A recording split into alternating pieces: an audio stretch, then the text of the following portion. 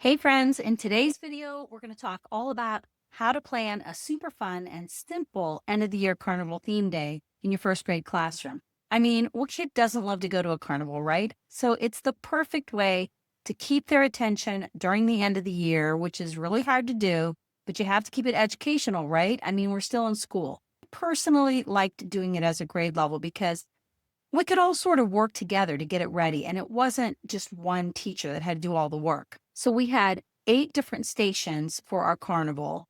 We had 4 classrooms. So we'd set one game up in each room, and then the other 4 were set up in the hallway.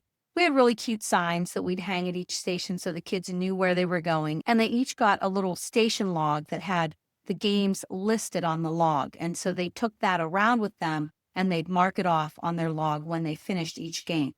Usually I'd pair kids up with a partner and they'd go around to the different games together.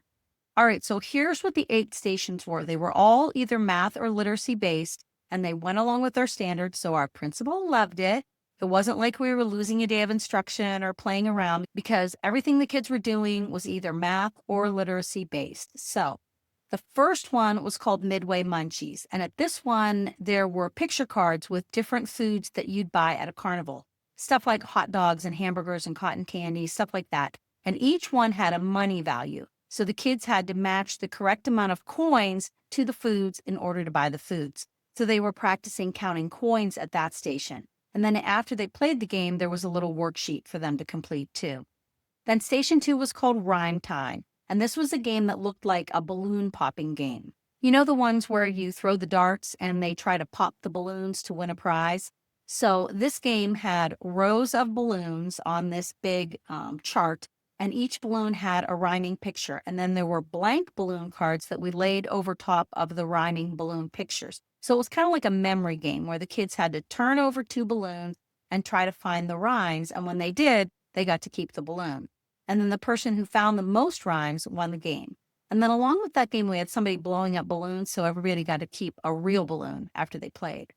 All right, station 3 was the duck pond. And at this one, you can make a really cute little duck pond with a little blow-up pool and some water. You can get the rubber duckies at the dollar store. You need 10 of them, and you write the numbers 1 through 10 on the back of the ducks. And then to play the game, the kids choose 2 ducks from the pond, and then they have to create an addition sentence with the ducks. We had a template that they used to make different number sentences, and so they just kept choosing 2 ducks and writing the addition sentence and then solving it for the sum. Station 4 was called Ferris Wheel Fun, and this one was a board game that had a big Ferris wheel on it, and there were 4 cars on the Ferris wheel, and they were numbered 1, 2, 3, and 4. And then there was a bunch of picture cards with words, and the kids had to say the word, count the syllables in the word, and then they put it in the correct Ferris wheel car. So they either had 1, 2, 3, or 4 syllables. So they were practicing, counting syllables at that station. Station 5 was called Measure the Midway. And at this station, the kids would measure the distance to get to each carnival game on the Midway. There were these long strips that had a sort of path on them, and the carnival game or the ride was at the end of each path. So we gave the kid little circus peanuts to measure with, and they had to write down how many circus peanuts it would take to get to each game. They had a little worksheet to write their answers. And so at that station, they were measuring with non-standard units of measure. All right, let's see. Station 6 was called Fishy and the Dishy. And this one was a phonics game where the kids were catching fish that had words with different vowel teams, and they had to put the fish in the correct fishbowl. So each fishbowl had a different vowel team written on it. And then we put the little fish word cards into a little plastic kiddie pool, and they each had a paper clip on them. So the kids had little dowel rods that were the fishing poles, and they had a magnet on the end of the string, and they'd fish for a word. And then when they caught it, they had to put it in the correct fishbowl with the matching vowel pair. So that was a lot of fun. Let's see. Station 7 was called the Crazy Can Toss, which was a subtraction game. And for this one, we had picture cards that looked like a carnival game where you throw the ball to knock over the cans. And each card had a different amount of cans either knocked over or still standing, and they had to make a subtraction problem by looking at the cards. They had a worksheet where they could write the subtraction facts down. You could actually set this up with real cans and let the kids throw like a wiffle ball to knock the cans down and then make a subtraction sentence to go with it. But Honestly, we just didn't want to have to keep setting up the cans over and over and over, so we did it with cards instead. And then the last station was a cotton candy craft. They used cotton balls and pink chalk to make these, and they really turned out cute. Then we had another station where our mom was popping popcorn. We borrowed a popcorn machine from our booster club for that.